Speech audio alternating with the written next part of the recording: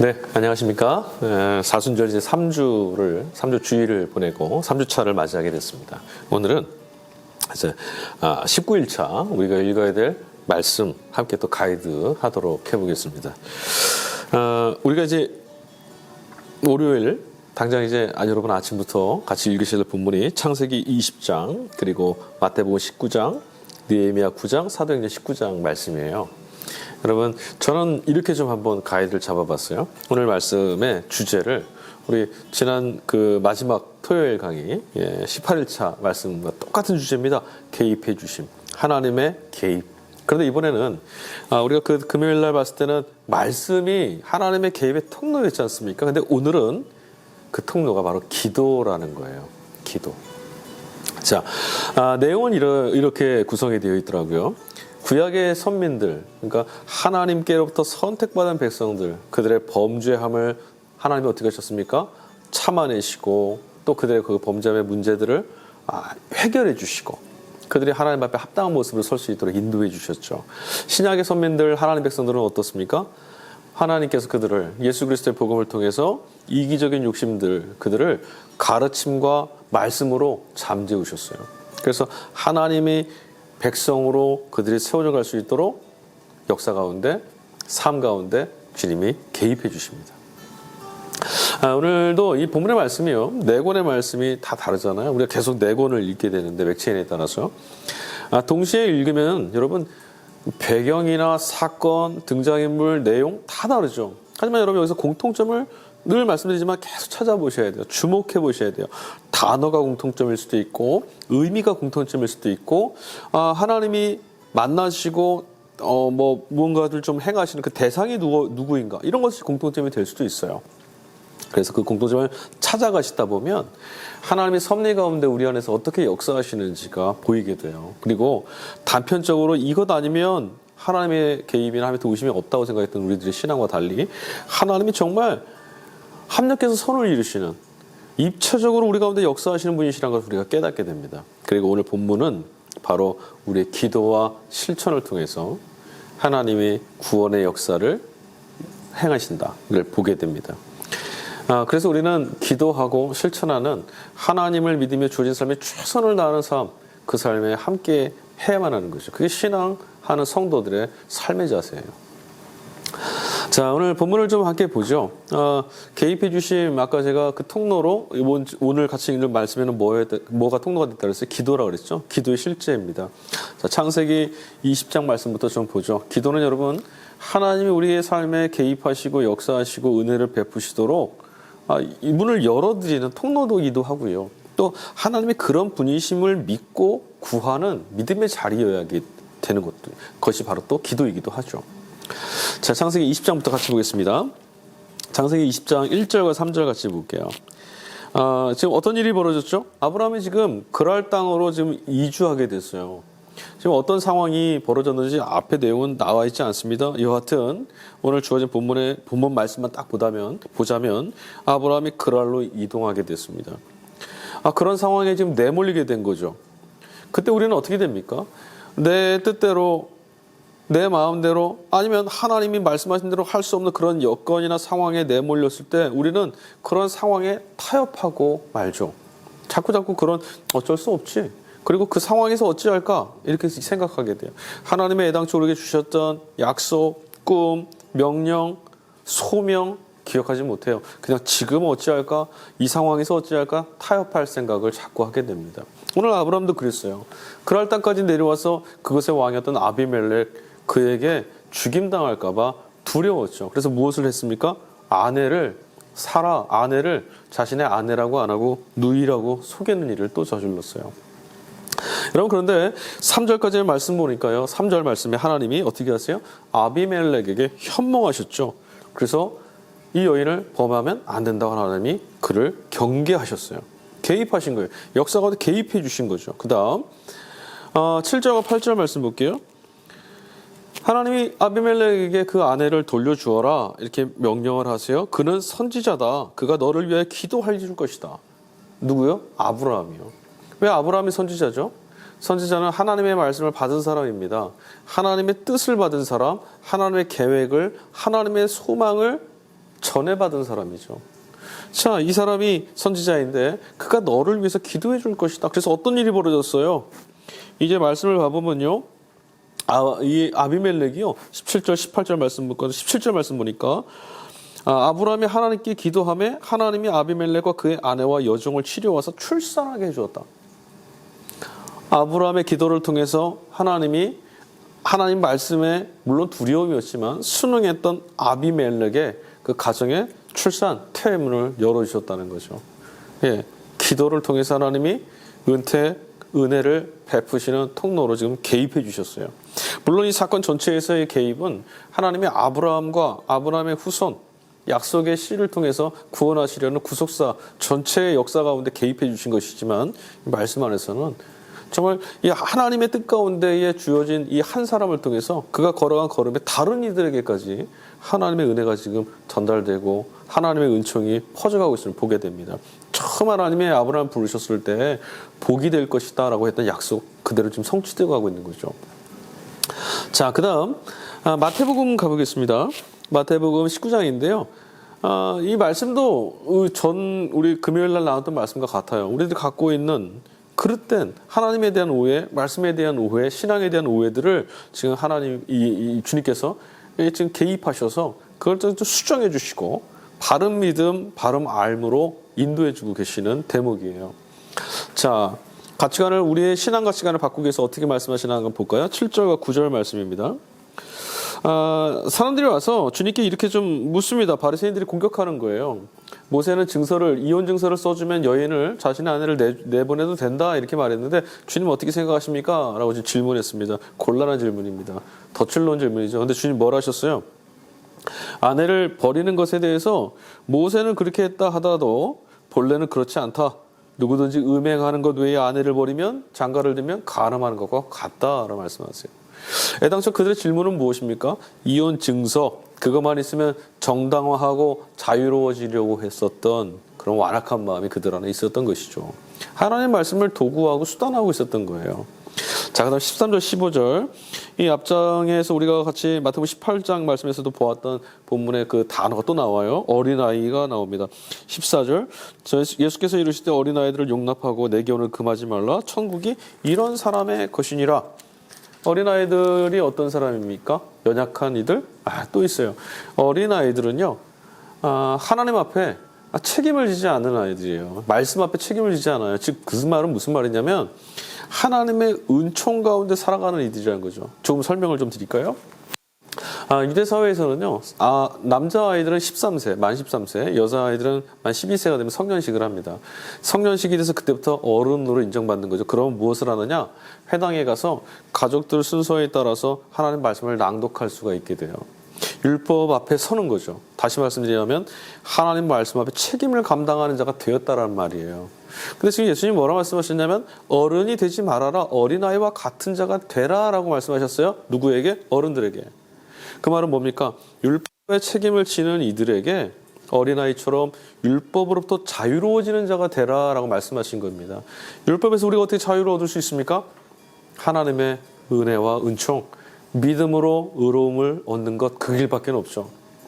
하나님을 믿으라는 말씀이에요. 은혜를 통하여서 자유와 구원을 누리라는 말씀인 거죠. 자, 그 다음 18절 22절 살인하지 말아라, 간음하지 말아라, 도둑질하지 말아라. 이 계명의 말씀들이죠. 쭉 나옵니다. 그래서 이 계명 중에 어떤 것이 정말 생명을 얻는 말씀입니까? 물었어요. 그때 예수님 뭐라고 하셨습니까? 20절 말씀 보니까 20절에 청년이 아직도 무엇이 부족합니까? 난 이런 거 다 지켰습니다 했더니 예수님께서 뭐라고 말씀하세요? 네 소유를 다 팔아서 가난한 자에게 나눠주고 나를 따르라. 그랬더니 22절 청년이 재물이 많음으로 말씀을 듣고 근심하여 갔다. 여러분, 우리가 재물이 주어진 이유가 뭐죠? 하나님께서 우리에게 재물을 주신 이유는 그걸 가지고 무엇하는 겁니까? 19절에 나와 있는 율법의 최대 강령이었던 내 이웃을 사랑하는 것. 내 이웃을 사랑하는 것이 바로 무엇과 같은 거예요? 하나님을 사랑하는 것 같아요. 내 이웃을 사랑함. 그것처럼 하나님을 사랑하라 하셨는데 내가 자기 자신을 사랑하고 하나님 사랑해야 되는데 즉 그 재물들은 모두 다 내 이웃을 사랑하는 방식으로 사용돼야 되는 것들인데 지금 이 부자 청년은 그걸 움켜쥐고 있어요. 내 손에 갖고 있습니다. 베풀고 나누지 못하는 손이 되어 있는 거죠. 그러니까 지금 하나님 말씀을 오해하고 있는 거예요. 근데 이웃을 사랑하는 걸 도대체 무엇으로 했을까요? 이 부자 청년은.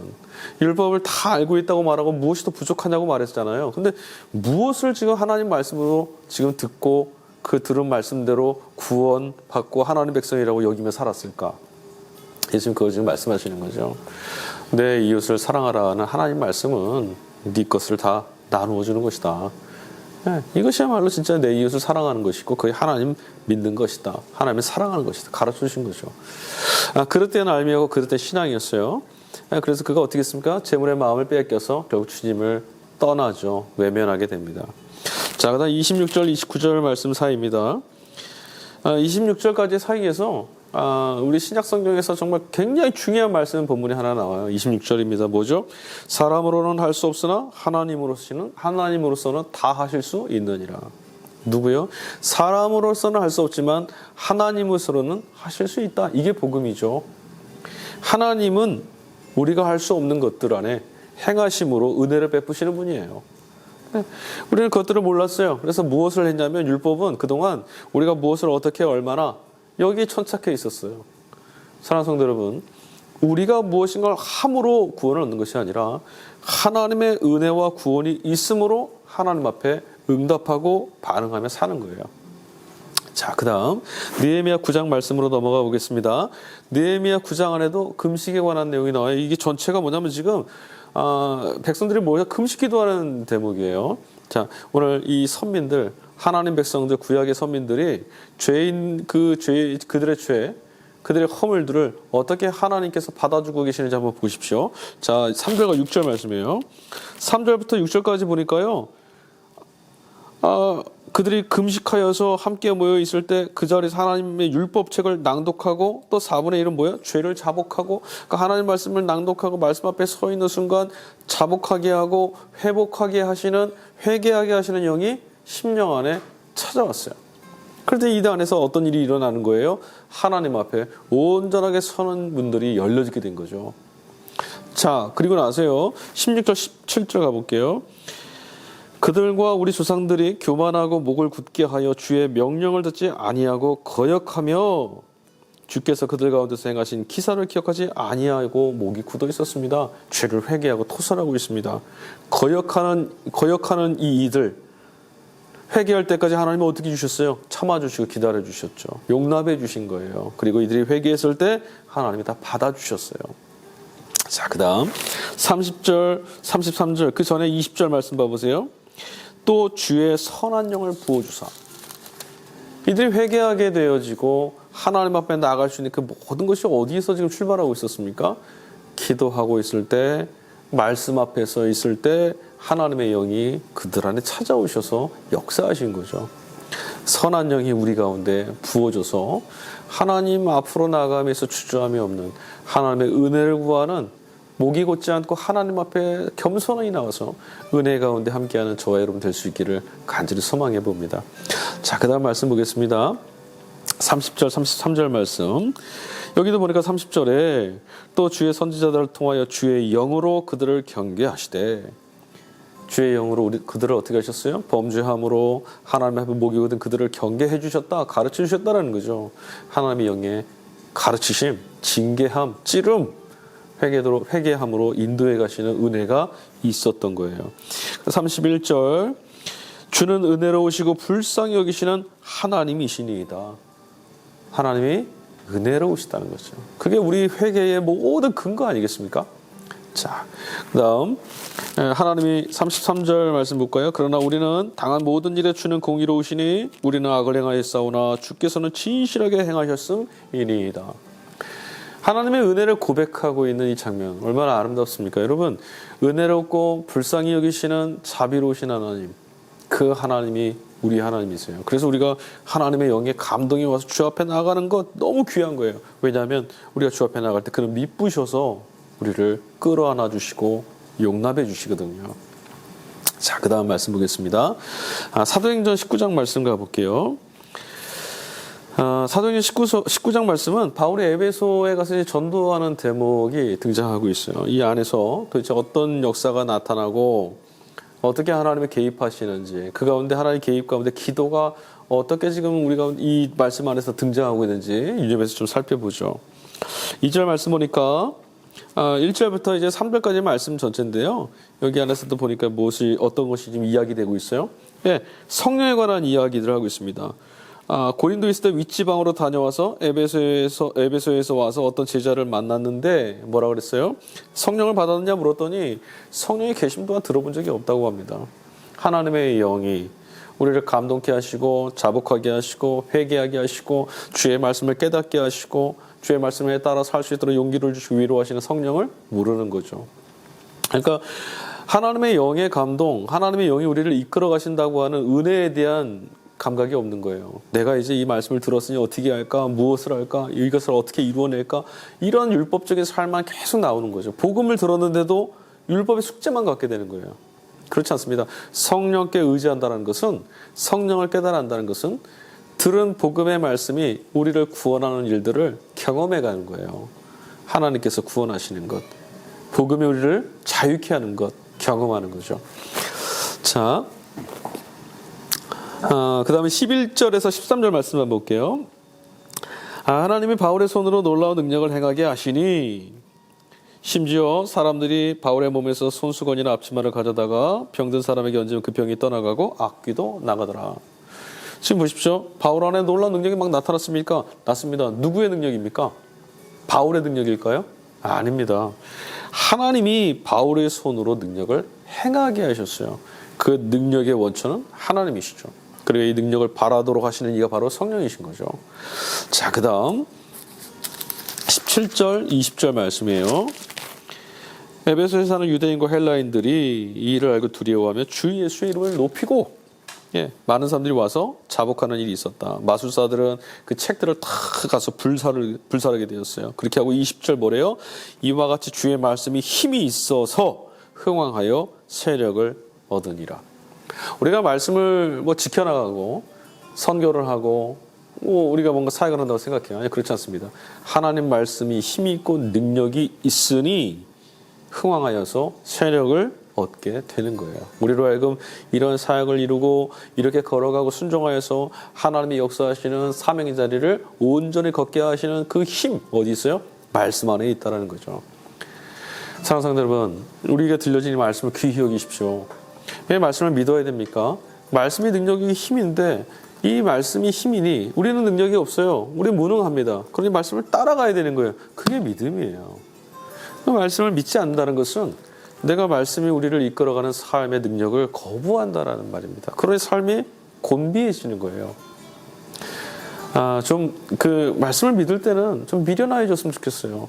세상의 지혜에 여러분 지혜로워지시지 말고 하나님 말씀에 지혜로워지시되 하나님 말씀을 삼키고 따라가고 순종하고 순응하면은 좀 미련해지셔서 그렇지 이것이 말씀이구나, 말씀이 하나님 말씀이 능력이구나 결론을 내리셨으면 따라가십시오. 그 말씀이 자유케 하는 것을 경험하십시오. 기독교 신앙은 경험하는 거예요. 알고 있는 지식으로 채워지고 멈추는 것이 아니라 말씀 안에서 하나님의 자유케 하시는 것들, 성령이 내주하셔서 역사하시는 것들을 경험해 갈 때까지. 그럼 여러분 이런 건 없어 그런 것이 아니라 말씀이 경험될 때까지 힘을 다하고 뜻을 다해서 말씀을 주목하고 따라가셔야 되는 것이죠. 왜? 약속되어 있거든요. 자, 그리고 26절 말씀 보겠습니다. 이 바울의 에베소뿐만 아니라 거의 전 아시아를 통하여 수많은 사람을 권유하여 말하되 사람의 손으로 만든 것들은 신이 아니라 하니 이는 그대들도 보고 들은 것이니라. 사람이 만든 것은 신이 될 수 없죠. 우리의 구원이 될 수 없습니다. 우리는 구원자가 아니거든요. 오늘의 말씀 속에서 기도의 장면들이 등장하고 있어요. 그 사건도 다르고 역사도 다릅니다. 여러 가지 사건이 있었어요. 여러분 그 모든 일들을 통해서 우리는 무엇을 주목해 볼 수 있냐면 하나님은 구원하신다. 은혜가 우리를 살린다. 그리고 그 은혜를 여는 통로가 어디입니까? 기도였고 기도의 근거가 되었던 것은 무엇입니까? 말씀이었어요. 사랑하는 성도 여러분, 오늘 네 권의 말씀을 또 같이 읽었는데요. 이 말씀 안에서 우리가 묵상했던 것들, 하나님의 말씀과 우리 기도로 부르시고 초대하시는 하나님의 그 은혜와 자비로우심 여러분 묵상하셔서 오늘부터 계속 읽어나가는 한 주간도 말씀과 더불어 계속 그 주님을 나를 초대하시는 말씀의 역사 가운데로 말씀 안에 이루실 수 있는 역사로 우리를 초대하시는 그 주님을 주목하셔서 기대와 소망으로 우리에게 주어진 삶을 하나님이 베푸실 놀라운 은총의 세계 가운데로 채워가시기를 주의 이름으로 간절히 축원합니다. 감사합니다.